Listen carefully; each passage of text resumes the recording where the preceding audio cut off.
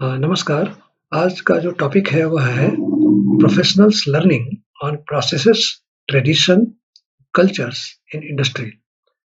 इस टॉपिक को डिस्कस करने के पीछे जो पर्पज़ है वो ये है कि इंडस्ट्री में या बिज़नेसेस में जो प्रोफेशनल्स की लर्निंग होती है, उस इंडस्ट्री या बिज़नेस के कल्चर्स, उसके ट्रेडिशन या उसके प्रोसेसेस को समझने की और फिर कंट्रीब्यूट करने की और फिर उसका इम्पैक्ट टोटल सोसाइटी पर कैसे पड़ता है, इसको हम लोग देखना चाहते हैं।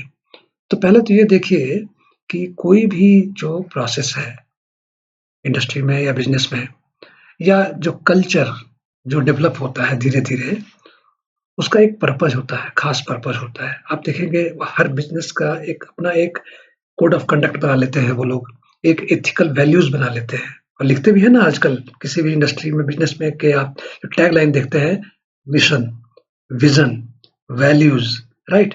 हाँ, तो वो सारी जो चीज़ें होती हैं, उनके पीछे एक पर्पज़ होता है। तो मैं ये मानता हूँ कि हर प्रोसेस का या कल्चर का एक पर्पज़ है। अब जो एक प्रोफ़ेशनल है, प्रोफ़ेशनल जो इन्वॉल्व्ड है उस प्रोफ़ेशन में, उस पर्टिकुलर बिज़नेस के किसी भी प्रोफ़ेशन में, कैसा प्रोफ़ेशनल जो माइंडफुल हो। माइंडफुल का मतलब क्या है कि वह चीज़ों को ऑब्ज़र्व करता हो, उसके बारे में कॉन्शियस हो, वो ठीक है? यही माइंडफुल होना ही एक रिस्पॉन्सिबिलिटी हो जाती है। मतलब हम जैसे कई बार आपस में डिस्कस करते हैं कि हम इंडिपेंडेंट हैं, तो इंडिपेंडेंट का मतलब ये नहीं है कि हम जो चाहें वो करें। इंडिपेंडेंट का मतलब है कि हम माइंडफुल हो जाते हैं, जिससे कि हम रिस्पॉन्सिबिलिटी ले सकते हैं अपनी खुद की। तो अपनी खुद की रिस्पॉन्सिबिलिटी लेते हैं, तो अपनी डिसिप्लिन कोड बनाते हैं, अपने प्रोसेसेस बनाते हैं। वही प्रोसेसेस लॉन्ग टर्म में फिर वो ट्रेडिशन बन जाती हैं और वो कल्चर बन जाती हैं।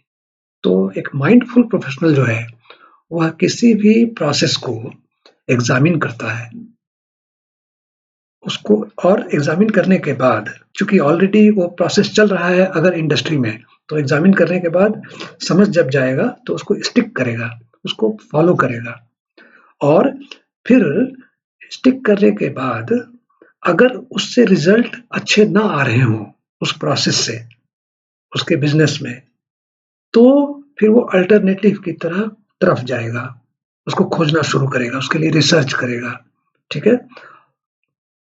जब रिज़ल्ट अच्छे ना आ रहे हों तब या रिज़ल्ट अच्छे आ रहे हों बट उससे भी अच्छा रिज़ल्ट चाहता हो, तब अल्टरनेटिव प्रोसेसेस की तरफ जाएगा, ठीक है? ये कहीं भी, किसी भी बिज़नेस या इंडस्ट्री में यही होता है। अब क्या इस तरह की जो सोच डेवलप होती है एक प्रोफ़ेशनल के अप्रोच में कि जो भी प्रोसेसेस हैं, उनको फेथफुली फ़ॉलो करना है, पत्थर की लकीर की तरह और उससे इधर-उधर नहीं होना है। ये आप देखेंगे, आप जिस इंडस्ट्री में भी हो आप पाएँगे, चाहे वो आप एजुकेशन में हो या बिज़नेस में हो या दूसरे किसी भी इंडस्ट्री में हो, सब जगह आप ये पाएँगे। अच्छा, क्या इस तरह का जो अप्रोच है प्रोफ़ेशनल का कि अपने प्रोसेसेस या अपने कल्चर, इंडस्ट्री के कल्चर को स्टिक करना, क्या इसका जो है कनेक्शन है किसी सोशल प्रोसेस से या सोसाइटी में उसके बिहेवियर से? ये भी समझना है इस पर्टिकुलर टॉपिक में। तो चलिए हम आगे बढ़ते हैं और देखते हैं कि इंडस्ट्री में पहला तो पॉइंट ये है कि इसको मैं पढ़ रहा हूँ, adherence to established processes is critical to product, service, business performance. और ये हम सभी समझते हैं। मैं खुद अ, जब साइंटिस्ट था अ, तब तब तो एक प्रोसीजर को फ़ॉलो करते थे, लेकिन हाँ, एक्सपेरिमेंट करते थे, कुछ नए किसी नए प्रोसेस को डेवलप करने के लिए भी, तो उस एक्सपेरिमेंट के भी कुछ रूल होते थे, तो रूल बना लेते थे। वो उसी रूल को हम प्रोसेस कह रहे हैं, तो उसको स्टिक करते थे, तब जाकर के एक्सपेरिमेंट का रिज़ल्ट अच्छा आता था। तो ये तो हुआ उस रिसर्च में, लेकिन जब मैं इंडस्ट्री में गया, तो वहाँ मैंने देखा कि हर चीज़ की प्रोसेसेस बनाई हुई हैं, डॉक्यूमेंटेड है। रादर आप अगर आईएसओ के सर्टिफिकेशन प्रोसेस को देखेंगे, किसी भी स्टैंडर्ड्स, चाहे इंटरनेशनल लेवल पर सर्टिफिकेशन के प्रोसेस को देखेंगे, हर चीज़ डॉक्यूमेंटेड होती है। कैसे करना है, क्यों करना है, कब करना है। तो जो एक प्रोफेशनल होता है वो इस तरह के प्रोसेसेस जो एस्टेब्लिश्ड हैं उनको एडर करता है, उनको फॉलो करता है, जिससे कि जो बिजनेस का या इंडस्ट्री का जो परफॉर्मेंस है वह ऑप्टिमम रहे। ठीक है। अच्छा, अब इस बात को, इसकी जो फिलॉसफी होती है कि प्रोसेस क्यों डेवलप किया गया, इस प्रोसेस के पीछे का पर्पस क्या है, इस प्रोसेस की क्रिटिकलिटी कितनी है, इसको स्किल्ड जो प्रोफेशनल्स होते हैं वो बेस्ट जानते हैं। अनस्किल्ड जो होते हैं वो कम जानते हैं, या जो नया रिक्रूट जैसे आता है ना, नया रिक्रूट होता है, वह कम जानता है, उसको सीखना पड़ता है, उसको टाइम लगता है। और जब तक वह सीखता है तब तक इंडस्ट्री बैठी तो नहीं रह सकती। प्रोसेस, जैसे इंडस्ट्री में कोई प्रोडक्शन हो रहा है, मैन्युफैक्चरिंग हो रही है, तो चलते रहना है। तो वो जो अनस्किल्ड है उसको ट्रेन करने के लिए सुपरवाइजर साथ होते हैं। ठीक है। सुपरवाइजर जो है वो स्किल्ड होता है, और जो अनस्किल्ड है वो लेबर भी कह सकते हैं। लेबर हाथ हिलाता है, मशीन चलाता है, बट लेबर को हर चीज पता नहीं होती।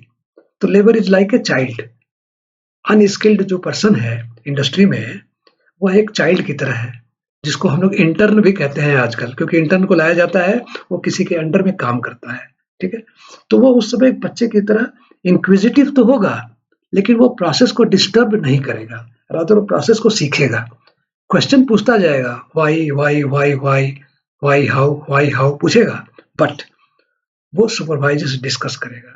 और सुपरवाइजर की रिस्पॉन्सिबिलिटी है कि इंडस्ट्री चलती रहे, मैन्युफैक्चरिंग चलती रहे, प्रोडक्शन चलता रहे, तो वह मशीन को डिस्टर्ब नहीं होने देगा, मतलब प्रोसेस को डिस्टर्ब नहीं होने देगा, मतलब ट्रेडिशन को डिस्टर्ब नहीं होने देगा, मतलब कल्चर को, उस बिजनेस के कल्चर को डिस्टर्ब नहीं होने देगा। और इन द मीन टाइम जो अनस्किल्ड था इंटर्न, वह धीरे धीरे धीरे धीरे अपने को डेवलप कर लेता है। ठीक है। आई थिंक ये क्लियर हो रहा है हम लोगों को। अब any change in processes is planned keeping in mind the need and long-term effect on business, and implemented after sufficient trials, test, feedback, analysis, etc. ये बात मैं क्यों कह रहा हूं? क्योंकि जब भी कभी बिजनेस में, इंडस्ट्री में कोई इम्प्रूव्ड परफॉर्मेंस की जरूरत पड़ती है, मान लीजिए मार्केट एनालिसिस किया और पाया कि कॉम्पिटिटर जो है उसके प्रोडक्ट की परफॉर्मेंस बेटर है हमारे इंडस्ट्री के प्रोडक्ट के परफॉर्मेंस से, तो नेचुरली हमारी इंडस्ट्री के लोग चाहेंगे कि उससे बेटर परफॉर्मेंस करना। तो अपने प्रोसेसेस को में जहाँ चेंज करने की ज़रूरत है उसको आइडेंटिफाई करेंगे कि ऐसा कौन सा प्रोसेस है जिसकी एफिशिएंसी पूरी नहीं है, या जिसमें कॉस्ट ज़्यादा लग रहा है और उसकी कॉस्ट कम करनी है। ठीक है। तो जब आइडेंटिफाई कर लेते हैं कि कहाँ लग रहा है कि ज़रूरत है, शॉर्टलिस्ट करेंगे, और फिर उनके लिए पैरेलल में अलग से एक्सपेरिमेंट करेंगे कि एक नया प्रोसेस डेवलप किया जाए इसको रिप्लेस करने के लिए, एग्जिस्टिंग प्रोसेस को रिप्लेस करने के लिए। और जब उस प्रोसेस को डेवलप कर लेंगे, टेस्ट कर लेंगे, फीडबैक ले लेंगे यूजर से, ठीक है, एनालिसिस कर लेंगे कि performance wise, efficiency wise, yield wise और इवन कॉस्ट वाइज एडवांटेजेस कुछ ना कुछ हैं। तब जब इससे आश्वस्त हो जाएंगे, तब जाकर के जो एग्जिस्टिंग प्रोसेस है उसके बदले इस प्रोसेस को लगाएंगे। और फिर जो इंटरफेस, जो पहले और आगे के जो दो प्रोसेस है उससे लिंक हो, ये सब सारा सुनिश्चित कर लेंगे, तब जाकर के किसी प्रोसेस में बदलाव करेंगे। तो जब प्रोसेस में बदलाव करेंगे तो ये भी एक कल्चर बन जाता है उस इंडस्ट्री का कि कोई भी बदलाव कब करना है, क्यों करना है और कैसे करना है, कैसे इम्प्लीमेंट करना है, और इम्प्लीमेंट करने के बाद उसके आफ्टर इफेक्ट्स को कैसे ऑब्जर्व करना है कि कहीं ऐसा तो नहीं कि फिर से वापस उसी एग्जिस्टिंग प्रोसेस पे चला जाए, ये भी देखना पड़ता है। ठीक। अच्छा, ये जो इंटरवेंशंस होते हैं बदलाव के, प्रोसेसेस के, कितने सोच समझ के लिए जाते हैं इंडस्ट्री में, ये आप जो भी सुन रहे होंगे सब जानते होंगे। इवन टेक्नोलॉजिकल जो इंटरवेंशंस होते हैं, जो टेक्नोलॉजिकल जो चेंजेस होते हैं, वो भी बड़े कॉशन के साथ होते हैं। और मैं एक ऐसे चेंज जो बहुत पॉपुलर चेंज है इसलिए मैं आपसे डिस्कस कर रहा हूँ, अदरवाइज मैं ऐसे कई चेंजेस से वाकिफ हूँ। सुखोई 30 जो विमान है, फाइटर विमान जो है वह, उसमें कॉकपिट में एक मल्टी फंक्शनल डिस्प्ले होता है, एमएफडी, एक डिस्प्ले यूनिट होती है। वो डिस्प्ले यूनिट आज से बहुत पहले, करीब 20 साल पहले, जो पहले सीआरटी की पिक्चर ट्यूब आती थी उसके उस ट्यूब से बनती थी। फिर बाद में 2005 के आसपास एलसीडी आ गया, ठीक है। अब एलसीडी को का एमएफडी बनाना है पिक्चर ट्यूब वाली एमएफडी के बदले, जो कि नेचुरली थोड़ी हल्की होगी, कम कम पावर लेगी, सब एडवांटेजेस हैं उसके। बट वह उस ऊंचाई पर जा करके जहां -30 डिग्री सेंटीग्रेड के आसपास का टेम्परेचर होगा या उससे ज्यादा ही होगा, उससे कम ही होगा, उस टेम्परेचर को बियर कर सकेगी क्या एलसीडी? या उसी तरह से हाई प्रेशर पर उस लो प्रेशर पर, हाई प्रेशर पर, दोनों में मॉइस्चर के अंदर कैसे बिहेव करेगी, राइट? उतनी ब्राइटनेस दे पाएगी कि नहीं दे पाएगी, ये कई क्वेश्चंस थे, ठीक है।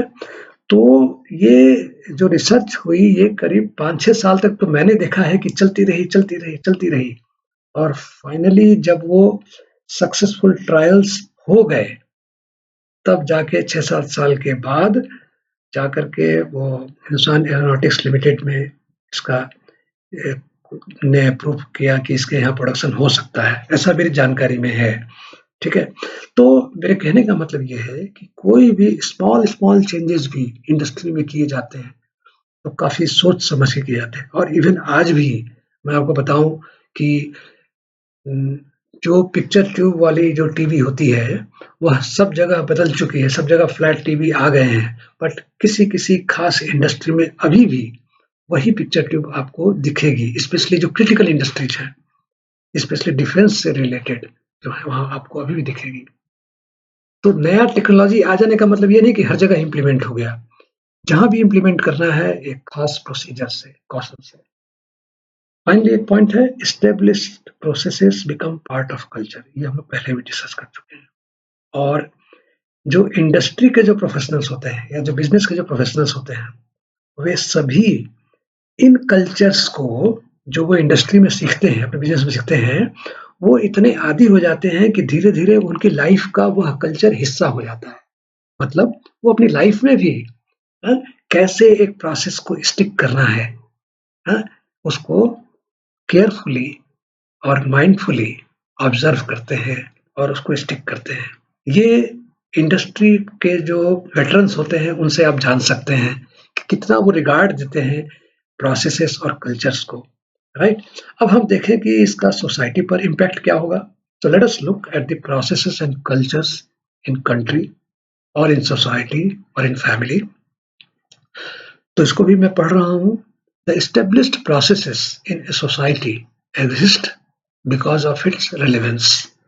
वही बात कि कोई भी प्रोसेस है उसका एक पर्पज है। तो हमारी सोसाइटी में कोई भी जो प्रोसेसेस पहले से चले आ रहे हैं उनका एक रिलेवेंस है, उनका एक पर्पज है या था, आज भी है।